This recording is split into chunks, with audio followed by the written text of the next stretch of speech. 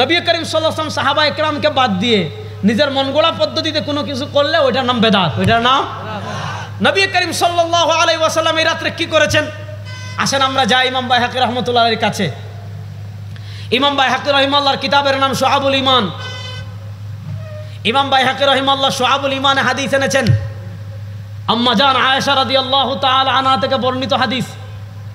আম্মা জান আয়েশা রাদিয়াল্লাহু তাআলা থেকে বর্ণিত হাদিস।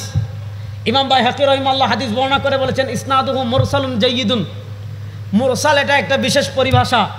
এই মুরসাল হাদিসের হুকুমকে উলামায়ে কেরাম জানেন, সেদিকেও যাচ্ছি না। ইমাম বাইহাকি বলেছেন ইসনাদুহু মুরসালুন জাইয়িদ, সনদ যদি মুরসাল হয় তারপর গ্রহণযোগ্য জাইয়িদ। আম্মা জান আয়েশা রাদিয়াল্লাহু তাআলা না বলেন, আসেননি আমার সাথে?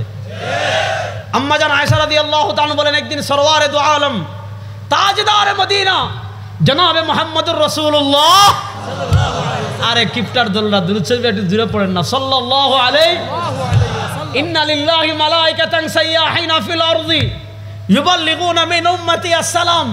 সরওয়ারে কায়নাত বলেন আমার উম্মতেরা শুনো, আল্লাহ রাব্বুল ইজ্জত ওয়াল জালাল দুনিয়াতে একদল ফেরেশতা নিযুক্ত করে রেখেছেন, তাদের আর কোনো ডিউটি নাই, আর কোনো দায়িত্ব নাই।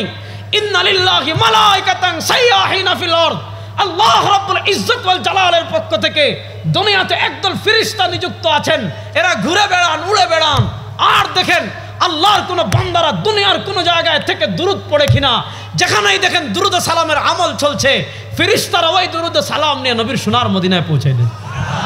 এবার পড়েন না সাল্লাল্লাহু আলাইহি ওয়াসাল্লাম, মহব্বতে পড়েন না সাল্লাল্লাহু আলাইহি ওয়াসাল্লাম। দুরূদ শরীফ বেশি পড়বেন। দুরূদ শরীফ কি পড়বেন?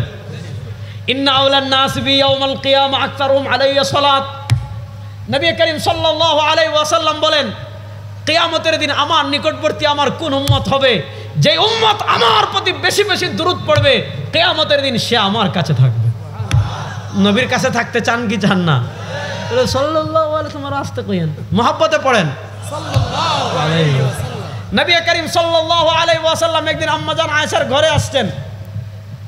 ফাকামা ফাতালা সুজুদ হাত্তা যনানতু আন্নাহু قد قبض। আম্মা জান আয়েশা বলেন নবী করিম সাল্লাল্লাহু আলাইহি ওয়াসাল্লাম আমার ঘরে এসে এমন লম্বা নামাজ শুরু করেছেন। ফাতালা সুজুদা, সরওয়ারে কায়নাত সিজদা গিয়েছেন। ফাতালা সুজুদা, এমন দীর্ঘ সিজদা দিচ্ছেন। আম্মা জান আয়েশা বলেন আমি ভয় পেয়ে গিয়েছি। হাত্তা যনানতু আন্নাহু قد قبض। আম্মা জান আয়েশা বলেন আমার মনে হয় সরওয়ারে দু আলম দুনিয়া থেকে বিদায় নিয়ে চলে গিয়েছেন। আম্মা জান আয়েশা বলেন আমার মনে হয়েছে দুনিয়ার সবচেয়ে কষ্টদায়ক ঘটনা মনে হয়ে গিয়েছে, সরওয়ারে কায়নাত দুনিয়ার সফর শেষ করে ফেলেছেন। আম্মা জান আয়েশা ভয় পেয়ে আঙ্গুল দিয়ে একটু নাড়া দিলেন, নবী করিম সাল্লাল্লাহু নড়লেন। আম্মা জান আয়েশা বুঝলেন না, নবী করিম সাল্লাল্লাহু আলাইহি ওয়াসাল্লাম দুনিয়া থেকে বিদায় নেন নাই। নামাজ শেষ করে আম্মা জান আয়েশাকে নবী করিম সাল্লাল্লাহু বলেন ও আয়েশা ব্যাপার কি, আঙ্গুল দিয়ে নাড়া দিলেন কেন? আম্মা জান আয়েশা বলেন ইয়া রাসূলুল্লাহ ইন্নাকা আকামতা ফাআতালতা সুজুদা হাত্তা যনানতু আন্নাকা কাদ কুবিস্তু আন্নাকা কাদ কুবিস্তা।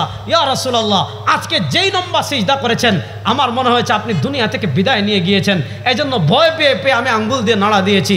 নবী করিম সাল্লাল্লাহু আলাইহি ওয়াসাল্লাম আম্মা জান আয়েশাকে বলেন ইয়া আয়েশা আতাদরি মা হাযিহিল লাইল, ও আয়েশা তুমি কি জানো আজকে কোন রাত, কেন আমি লম্বা নামাজ পড়েছি? তুমি কি জানো না আজকে কোন রাত? ইন্নাহা লাইলাতুন নিসফি মিন শাবান, আজকে শাবান মাসের 14 তারিখ দিবাগত রাত। ইয়াগফিরুল্লাহু লিল মুস্তাগফিরিন, এই রাতে যারাই আল্লাহর কাছে মাফ চাইবে আল্লাহ তাদের জীবনের সব গুনাহ মাফ করে দিবেন।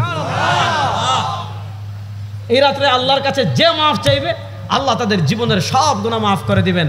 যারাই আল্লাহর কাছে দয়া চাইবে আল্লাহ তাদের দয়া করবেন। তাহলে এই রাতে নবী করিম সাল্লাল্লাহু আলাইহি ওয়াসাল্লাম নামাজ পড়েছেন একাকী। শবে বরাতে নবী করিম সাল্লাল্লাহু আলাইহি ওয়াসাল্লাম থেকে সম্মিলিত কোনো ইবাদত নাই।